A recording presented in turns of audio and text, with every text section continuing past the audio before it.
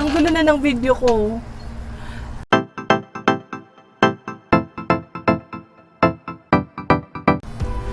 Hey Superstars! Welcome back to my YouTube channel. This is Legaspi and muli meron na naman tayong bagong tutorial. Okay?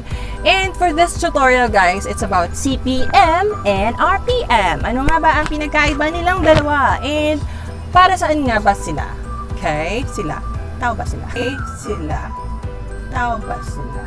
Okay, alright. So, ano nga ba ang CPM and ano nga ba ang RPM? Importante na malaman natin itong information na to kasi CPM and RPM, nandito yung pressure or value ng ating mga videos. As content creator, syempre dapat alam natin kung paano talaga natin ma-maximize yung ating income potential kay YouTube, no? So, we have to really know about CPM and RPM. Kasi nandito yung value ng videos na ating i-upload. So, as a content creator, dapat po nating malaman at dapat po nating maintindihan kung ano nga ba itong CPM at RPM. Okay? Pero syempre, bago ang lahat guys, kung hindi ka pa naman nakapag-subscribe sa aking YouTube channel, please naman mag-subscribe ka na and like this video as well. Okay? Alright. So, without further ado guys, tara na po sa ating tutorial.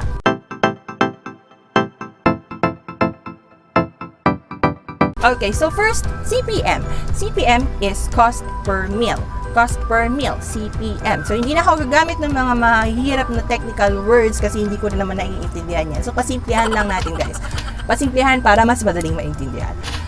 Pasimplihan para mas madaling maintindihan. Okay, so cost per meal. Meal comes from the word thousand. Okay, so cost per 1,000 monetized views. So, guys, monetized. Cost per 1,000 monetized views. Monetized views, guys. Okay? Alright. So, CPM, yun yung value ng video natin sa advertisers. CPM. Okay, next is RPM. Ano si RPM? Okay, what is RPM? Rate per meal. Rate per meal. So, same meal, 1,000. Rate per 1,000 monetized views. So, monetize kasi dapat may ads or dapat pwedeng mo lagyan ng commercials yung video na yan. Kaya monetize. Okay, so ano ang pinagkaiba ni CPM at ni RPM? Okay, si CPM, cost. Yun yung presyo ng advertisers. Yun yung binabayaran ng advertisers kay YouTube. Okay, so kung mapapansin nyo guys, mas mataas lagi si CPM.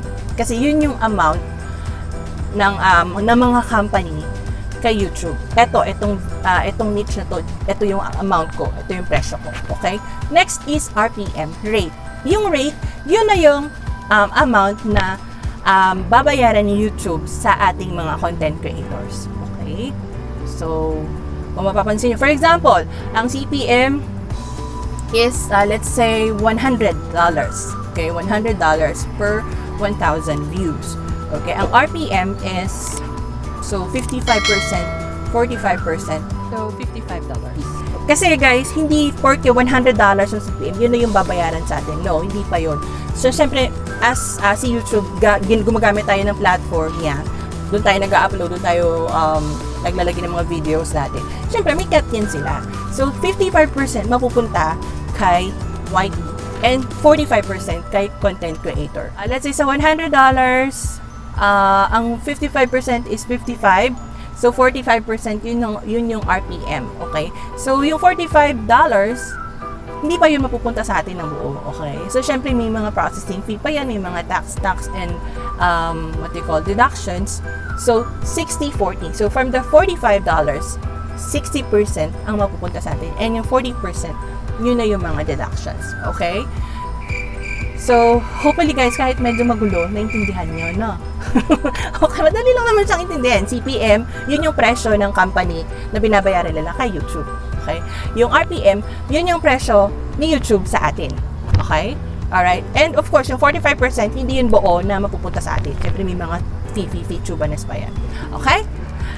Alright, so punta tayo sa topic number 2. Paano natin mapapataas ang CPM? Okay?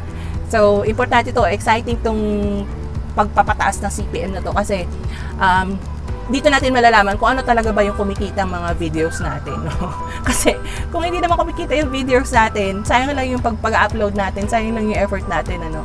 So, yun na, importante nating malaman kung ano nga ba yung mga videos na kumikita. Okay? So, punta tayo dun sa YouTube studio natin, sa Studio Creator tab.